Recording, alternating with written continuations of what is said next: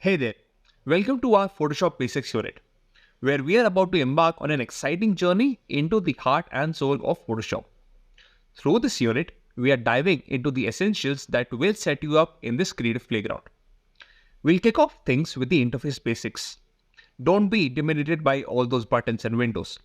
We'll take a stroll through the Photoshop workspace showing where to find everything. Think of it like getting to know your new city. It's a bit overwhelming at first, but soon you'll be navigating like a pro. Then, initiating new projects in our next stop. I'll guide you through the process of starting a fresh project, from choosing the available templates to setting up your own canvas. It's like opening a new chapter in your creative pursuit. Opening existing project files is next. Learn the art of bringing back your saved masterpieces. Placing images is where the fun begins. Learn how to bring your visuals into Photoshop with ease.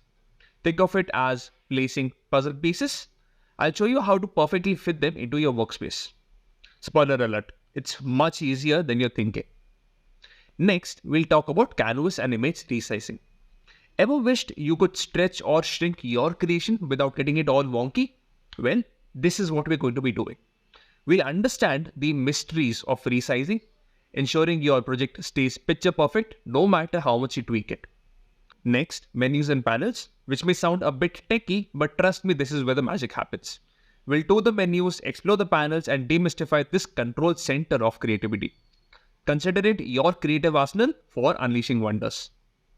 Then, we'll talk about tools. These are the artistic instruments in Photoshop. In tool exploration, we are going to get hands-on with brush, marquee, lasso, and a couple of other tools. Think of it like unlocking a toolkit filled with endless possibilities. And I'm here to guide you through the next tool. Talking about guiding, next is guides. These invisible helpers will assist you in keeping everything straight and aligned. It's like having your own GPS in the world of Photoshop. I'll show you how to set them up and use them to your advantage. And last but not the least, tooltips. These are small helpers to explain what each tool does. Your personal tour guide in the Photoshop city. We'll dive into and see how to use them. And there you have it, the roadmap to Photoshop basics. I'll make this journey fun, easy, and packed with aha moments. So buckle up, get ready to create, and let's dive into the world of Photoshop together.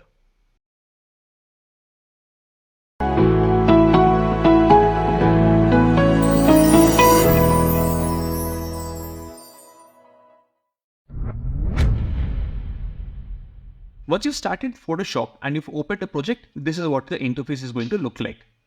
You'll have a bar over here, which is similar to many other tools that you've probably already used. Now, whether you're using Mac or Windows, this is going to be very similar. File, edit, image, layer, type, select, and a couple of others. Depending on what version of Photoshop you're using, a few tools might or might not exist over here.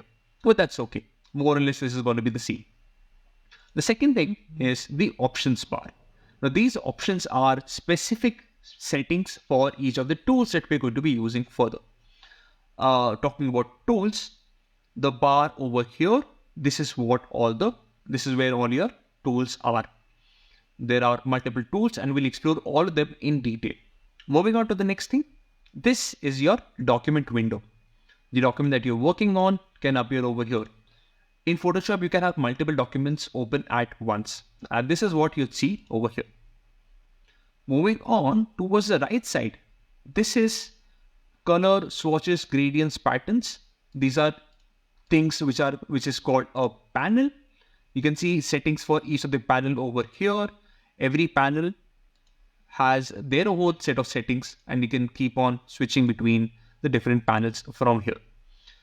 These panels might or might not be visible in your version of the setup, but this is what the Essentials panel looks like in my version of the Photoshop.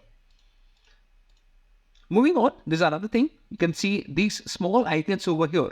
These icons right now are options to hide or minimize the panels. I can open multiple panels over here and close them when I want to. Now, the best thing about Photoshop is because it has multiple uses, people might or might not need certain panels.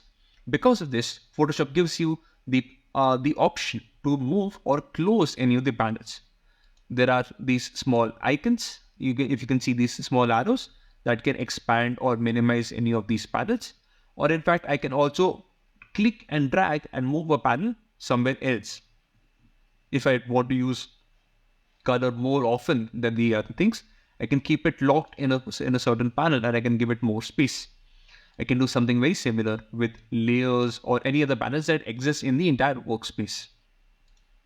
One other good thing about the entire workspace is you can see what all panels are open and what are the ones which are closed.